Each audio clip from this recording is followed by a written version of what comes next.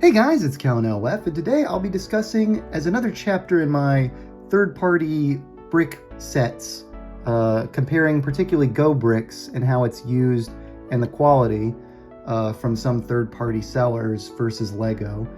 I want to focus this chapter of the comparison on this set, this 7008 Unicorn set by JMBricklayer. I really liked the final look of the model, but the stability I found a bit lacking in some of the parts. It was just a bit too fragile for my tastes, but I really wanted to point out they're apparently going to be making a new version of the model. If you really think that the model looks great, that will have some pieces that will make it more stable, and I may be reviewing that in the future. But given that this version has its stability issues and is not perfect for its original build, I wanted to make this to just kind of show that even when their models aren't perfect, the kind of pieces and detail that particularly JMBricklayer put into this figure, that really provides a lot for those who are just custom builders and are starting to consider maybe branching out beyond Lego's parts catalog as far as some of the kind of things they can make. So I built this robot entirely out of pieces that are in this set, and its stability issues are somewhat consistent with the set it comes from, but overall I'm pretty happy with how it turned out and how I was able to kind of reuse some of these pieces. And one of the first things you may notice is that they have all these printed pieces, these printed shapings on this model. And yes, those are all on pieces from this set. Let me show as an example below more of the printed pieces.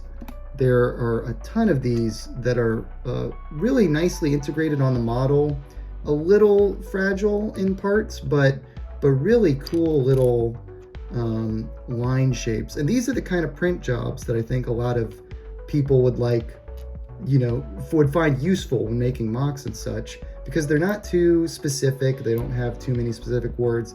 This one has 20% for like a charge, so maybe not as versatile, but something like this has a lot of really nice for like a computer interface. And then these are just this kind of like nice yellow highlights. There's a lot of versatility you can do with printed pieces like this. Some of them are a little subtle, even like this one. I not necessarily the most useful in terms of it just having this very simple line, but still kind of neat. And yeah, I like, if Lego did more stuff like this, J170 energy, and maybe not so much that, it's a little specific, but I think a lot of people would be happier with Lego if they were committing across the board to print pieces like these.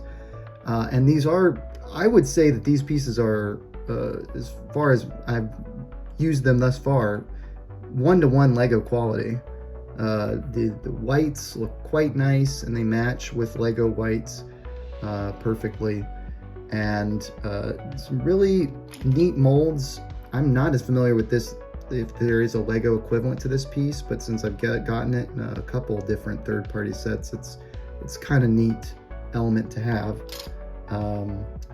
And it comes with these tubes as well that on the original set are a little wonky. They aren't perfectly implemented, but they connect well, and they're just like Lego flex tubes, which are very versatile and useful, especially if you're a Bionicle fan and you're looking for like little connections for classic parts. And the bending capabilities of those pieces are quite nice. You got some axles and such, some classic pieces. This is a piece that I also used on the robot here, but this is a really nice find, having these gold versions of these Technic Cam pieces. Really, really neat inclusion. There's only a couple of them on this model, but they're still quite nice. And I ended up getting a few more from BrickNut, which I'll be using on a model that, heck, I'll tease it here right now. So you might see something with that in the future. But yeah, there's so many different little elements from all these 1,492 pieces. I don't even have them all here because I don't have the base taken apart with all of its intricate little details. But I feel like most of the best parts come from the unicorn's body itself, and a lot of the highlights are right here for you to see.